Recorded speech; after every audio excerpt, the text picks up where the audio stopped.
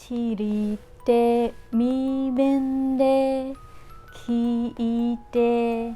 聞いて行きます行ってしてအားလုံးပဲမင်္ဂလာပါကျွန်တော်ဖူးပါ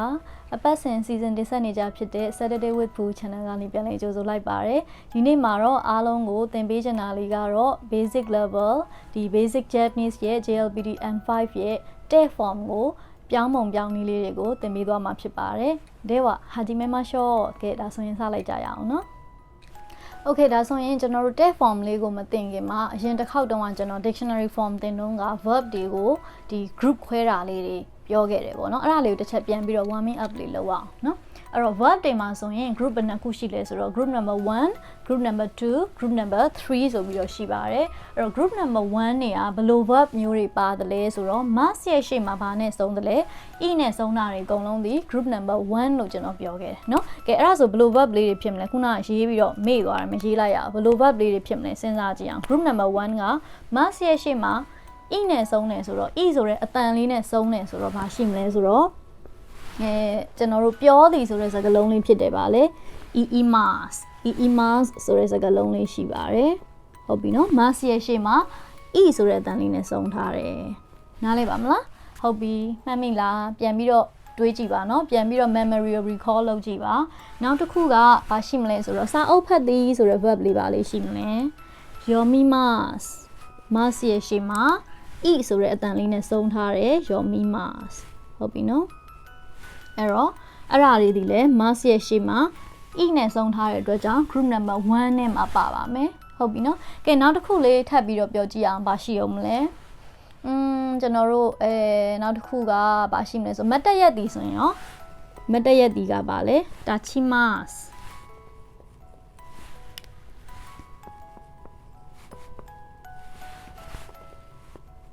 mas ရဲ့ရှေ့မှာဘာစကားလုံးလေးပါလဲ e ဆိုတဲ့အတန်ထွက်လေးနဲ့ဆုံးတာလေးပါတယ်ဆိုတော့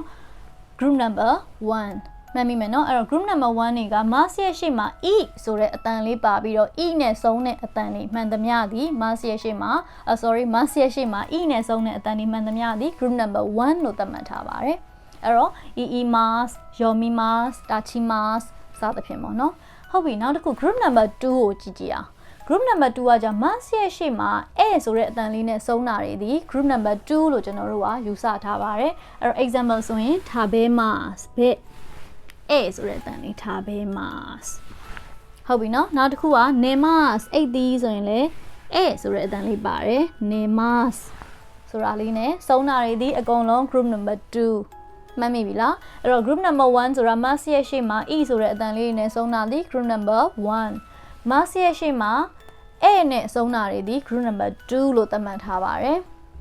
ဟုတ်ပြီနော်ဒါပေမဲ့ group number 2မှာကျွန်တော်တို့တွေချွင်းချက်ရှိပါတယ်ဘာလဲဆိုတော့ mas ရဲ့ရှေ့မှာ e ဆိုတာလေးနဲ့ဆုံးမိမဲ့ re တို့ e တို့ပေါ့နော်ဒါပေမဲ့ group number 1မဟုတ်ဘဲနဲ့2ထဲမှာပါနေတာတွေလည်းအလွတ်ကျရမယ်လို့ကျွန်တော်ပြောထားပါတယ်အဲ့ဒါလေးကိုပြန်ကြည့်ထားပါဟုတ်ပြီနော်အဲ့တော့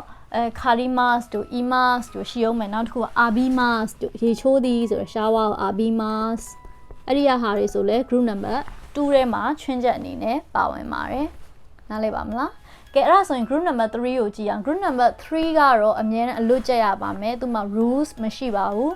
စီမင်းစည်းကမ်းသတ်မှတ်ထားတာမရှိပါဘူးဘာလဲဆိုတော့ shimas နဲ့ kimas နဲ့နှလုံးပဲရှိပါတယ်ဟုတ်ပြီနော်အဲ့တော့ shimas ဒီ benkyo shimas ဆိုလဲ group number 3 shimas ပါတဲ့အတွက်ကြောင့် benkyo shimas ကိုလည်းကျွန်တော်တို့ group number 3ထဲမှာထည့်ပြီးတော့ရည်တွက်ထားရပါမယ်ကဲဒါဆိုရင်တော့ကျွန်တော်တို့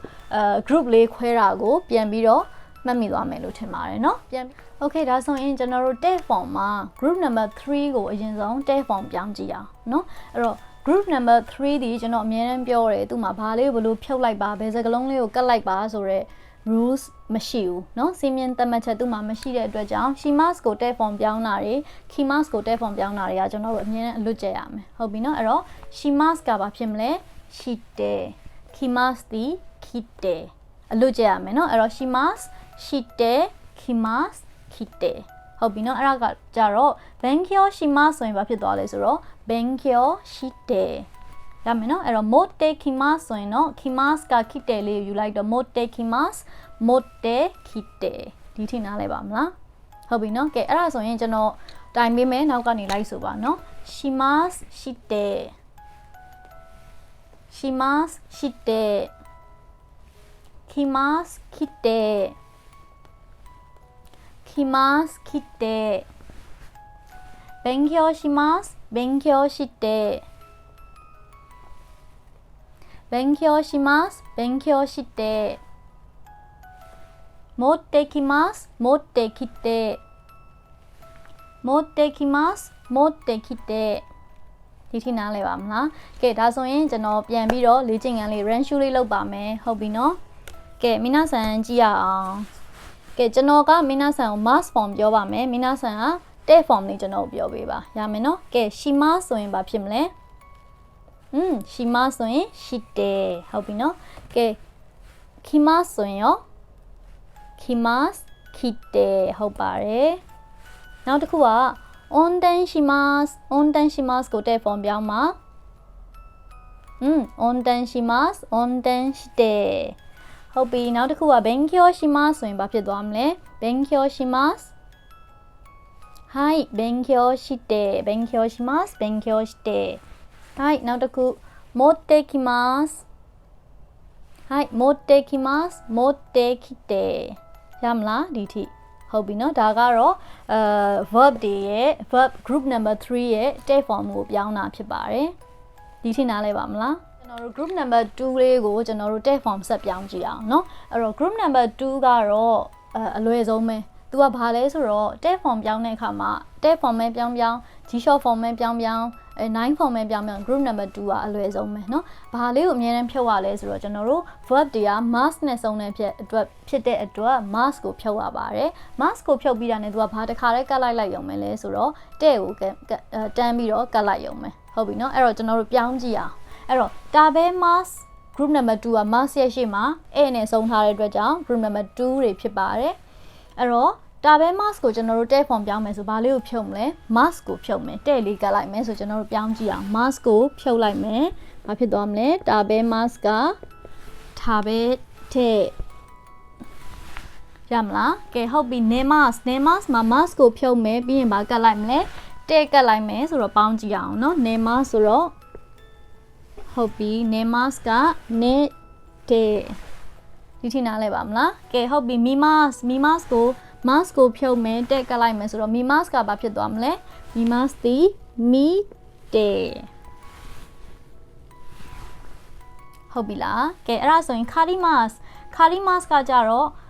ဘာလေးဖြုတ်လိုက်မလဲ tet form ပြောင်းမယ်ဆိုရင် mask ကိုဖြုတ်မယ်ဆိုတော့ဟုတ်ပြီ kari mask မှာ mask လေးကိုဖြုတ်မယ် kari mask ကိုတက်ကလိုက်မယ် kari တဲ့ရပါမလားဟုတ်ပြီเนาะအဲ့တော့ဒါလေးနှလုံးကတော့ mi mask တို့ kari mask တို့ကတော့ဒါလေးတွေကတော့ twin jet ပေါ့เนาะဘာဖြစ်လို့လဲဆိုတော့ mask ရဲ့ရှေ့မှာ e နဲ့ဆုံးပေမဲ့သူက group number 2ထဲကိုရောက်နေတဲ့အတွက်ကြောင့် group number 2နဲ့ဆိုင်တဲ့ဒီ rules အတိုင်းပဲ mask ကိုဖြုတ်မယ်တက်ကတ်လိုက်မယ်ဆိုတော့ rules နဲ့သွားရပါမယ်ဒီရှင်းနားလဲပါမလားကဲဒါဆိုရင်ဒါလေးကိုကျွန်တော်တိုင်ပေးပါမယ်လိုက်ဆိုရအောင်เนาะ食べます食べて食べます食べて寝ます寝て寝ます寝て見ます見て見ます見て借ります借りて借ります借りてရပါမလားကဲဒါဆိုရင်ကျွန်တော်တို့ကျွန်တော်က mass form ကိုပြောမယ်မိနာဆန်ကဒီ group number 2ရဲ့ verb တွေကို tet form လေးပြောင်းပေးမယ်ဟုတ်ပြီနော်ကဲအဲ့ဒါဆိုရင် run shoe လေးလုပ်ကြည့်ရအောင်မြင်ရလားဟုတ်ပြီနော်ကဲတာဘဲ mask ဆိုရင်ဘယ်လိုပြောင်းမလဲတာဘဲ mask တာဘဲတဲ့ဟုတ်ပြီနော်တာဘဲ mask တာဘဲတဲ့ကဲနောက်တစ်ခုက ne mask ဆိုရင်ရော ne mask နေတဲ့ရမယ်နော် ne mask နေတဲ့ဟုတ်ပြီနောက်တစ်ခုကဘာရှိမလဲokimas အဲ့ရထားသည်ဆိုရင်ရော okimas okite はい okimas okite はいနောက်တစ်ခုက mimas見ます見てはい見ます見てはい次借ります借ります借りて借ります借りて OK နောက်တစ်ခု皆さん降ります降ります降 orite hai orimas orite hai sigi wa abimas abite hai abimas abite ရမလားဒါတွေက group number 2တွေရဲ့ကျွန်တော်တို့ tab form ပြောင်းတာဟုတ်ပြီเนาะကဲဒီထိရမယ်เนาะအဲ့တော့ကျွန်တော်တို့ဒီ verb တွေရဲ့ group 1ပေါ့เนาะ group 1တွေကတော့အမြဲတမ်းခတ်တတ်ပါတယ်အဲ့တော့ group 1မှာဆိုရင်ကျွန်တော်တို့ e တွေ chi တွေ ri ပေါ့เนาะ mass ရဲ့ရှေ့မှာ e တို့ chi တို့ ri တို့ နဲ့စုံးတာတွေဆိုရင်အဲ့ဒီ e chi ri ကိုဖြတ်ပြီးတော့ဖယ်ပြီးတော့ဗာလဲဆိုတော့စစ်တဲ့လေးနဲ့အစားထိုးရမယ်ဆိုတဲ့အဓိပ္ပာယ်ဖြစ်ပါတယ်နောက်တစ်ခုက mi တို့ b တို့ပေါ့နော် mass ရဲ့ရှေ့မှာ mi တွေ b တွေပါလာပြီဆိုရင် mi တို့ b တို့ကိုဖြုတ်မယ်ပြီးရင်ဗာလဲဆို de ဆိုတဲ့စကားလုံးလေးကိုအစားထိုးပြရမှာဖြစ်ပါတယ် ki ဆိုရင်တော့ ki ကိုဖြုတ်မယ် ite ဆိုတာလေးလိုက်ရမှာဖြစ်ပါတယ် gi ဆိုရင်တော့ gi ကိုဖြုတ်မယ် de ဆိုတာလေးကိုလိုက်ပေးရမှာဖြစ်ပါတယ်အဲ့တော့နောက်တစ်ခုကကျတော့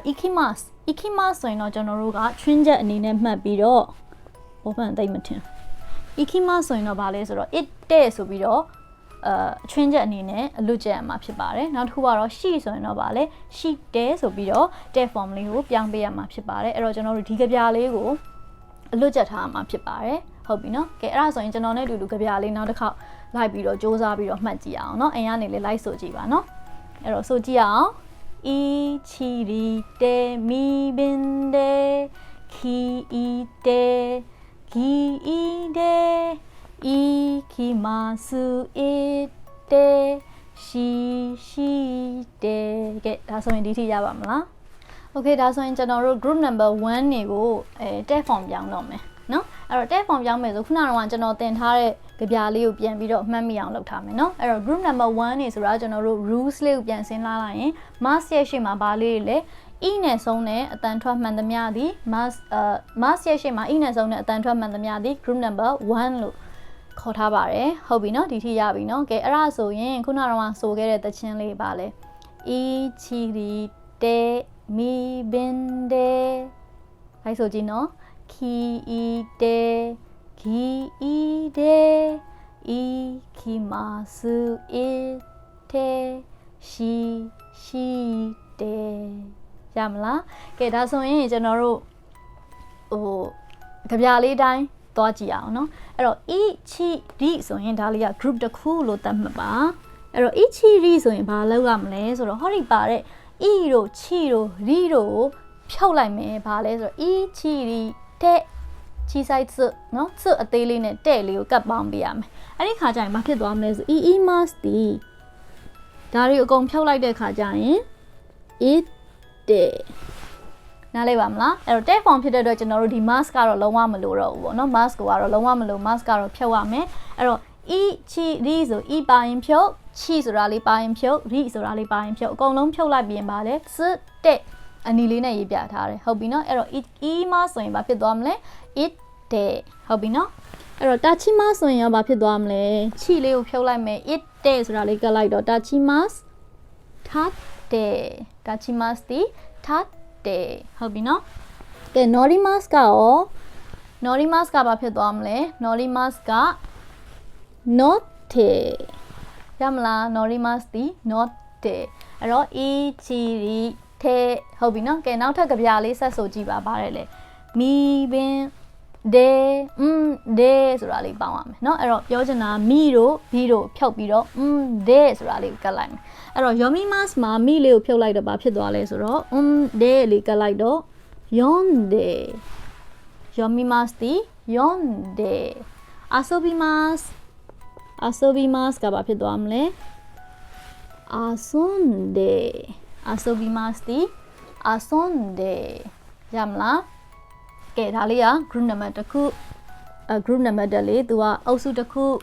mi bin de ဟုတ်ပြီနော်အဲ့တော့ ki ဆိုရင်ဘာဖြစ်သွားမလဲဘယ်လိုချက်ခဲ့လဲ ki ite လို့ချက်ခဲ့တယ်နော်အဲ့တော့ kakimas တီဘာဖြစ်သွားမလဲ kaite ki ite gi ite ဟုတ်ပြီနော်အဲ့တော့ gi ဆိုတာလေးကိုပါပြီဆို oyogimas ကဘာဖြစ်သွားမလဲ oyoide ရမလား oyogimas oyoide နောက်တစ်ခါ ikimas ကကြတော့ twin ချက် ikimas ကိုမြင်တာနဲ့ဘာပဲတန်းပြအောင်လဲဆိုတော့ ite ite ဆိုတာလေးကိုပဲတန်းပြအောင်ပါမယ်တဲ့ ikimasu ဒီ ite ikimasu ite နောက်တစ်ခုကပါလဲ shite ကျွန်တော် whiteboard ရဲ့အနေထားအရဟုတ်ပြီနော်ဟိုဘက်မှာပြောလိုက်မယ်နော်မြင်ရလားမသိဘူး hanashimasu hanashimasu ဆိုရင်ဘာဖြစ်သွားမလဲဆိုတော့ရှိလေးကိုဖြုတ်လိုက်ရင်ဘာဖြစ်သွားမလဲ hana shite hanashimasu hanashite ရမလားအဲ့တော့ဒါလေးကကျွန်တော်တို့ group number 1တွေကိုသူ့ရဲ့ကြပြလေးကိုကြက်ပြီးတော့ tag form ကိုပြောင်းတာအဲ့ဒီကြပြလေးကြက်သွားရင်ရသွားရင်တော့ကျွန်တော်တို့form လေးကိုပြောင်းတာတွေ့ပါတယ်ဟုတ်ပြီနော်ဒီထိနားလိုက်မယ်နော်ကဲဒါဆိုရင်ကျွန်တော်တို့ လိုက်ဆိုကြည့်အောင်ကျွန်တော်တိုင်ပေးမယ်နော်လိုက်ဆိုပါနော် iimasu ite iimasu ite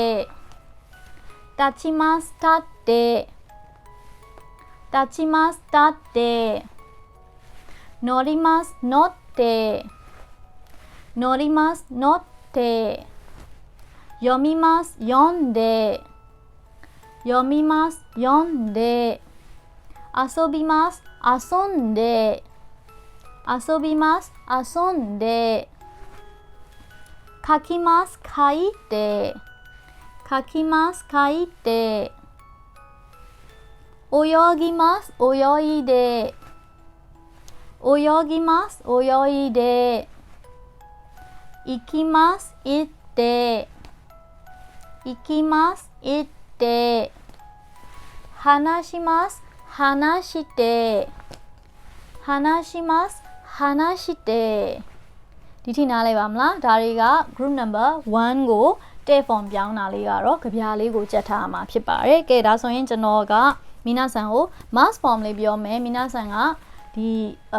group number 1ရဲ့ကြပြလေးကိုပြန်ပြီးတော့အမှတ်ရပြီးတော့ tag form လေးကျွန်တော်ပြောပေးပါဟုတ်ပြီနော်ကဲဒါလေးကိုကြည့်ရအောင် kaimasu ကို tag form ပြောင်းမှာ kaimasuはいkaimasu katte tachimasuはいtachimasu tatteはい次入ります入ります入ってはい次呼びます呼びます読んではい呼びます読んではい次読みます読みます読んではい読みます読んではい書きます書きます書いてはい書きます書いてはい次は泳ぎますは泳ぎます泳いではい泳ぎます泳いでရမယ်နော်ဟုတ်ပြီဒါဆိုရင်泳ぎますပြီးရင်ချွင်းချက်လေးတစ်ခုရှိပါတယ်ဗာလေးလေikimasu ikimasu ဆိုရင်တော့အလွတ်ကျက်ရမယ်ဘာဖြစ်သွားမလဲ ikimasu はいikimasu ite ဟုတ်ပြီနော်ကဲနောက်ဆုံးလေးပါလေးလေ hanashimasu はい hanashimasu hanashite ဒီထိနားလိုက်ပါမလား okay ဒါဆိုရင်ဒီနေ့မှာတော့ကျွန်တော်အားလုံးကိုဒီ dictionary mass form ကနေ verb တွေရဲ့ mass form ကနေပြီးတော့ tag form ကိုပြောင်းတဲ့သင်ခန်းစာလေးကိုသင်ပေးပြီးသွားပြီဖြစ်ပါတယ်အားလုံးပဲအကျိုးရှိကြမယ်လို့မျှော်လင့်ပါတယ်ဒါဆိုရင်တော့ကျွန်တော်သင်ခန်းစာလေးဒီမှာပဲရနာခွင့်ပြုပါအားလုံးပဲဂျပန်ဘာသာစကားမှတစ်ဆင့်မိမိတို့ရဲ့ရည်ရွယ်ချက်အိမ်မက်များကိုအကောင့်ထဲပေါ်နိုင်ကြပါစေအားလုံးကျေးဇူးတင်ပါတယ်ကောင်းသောနေ့လေးဖြစ်ပါစေ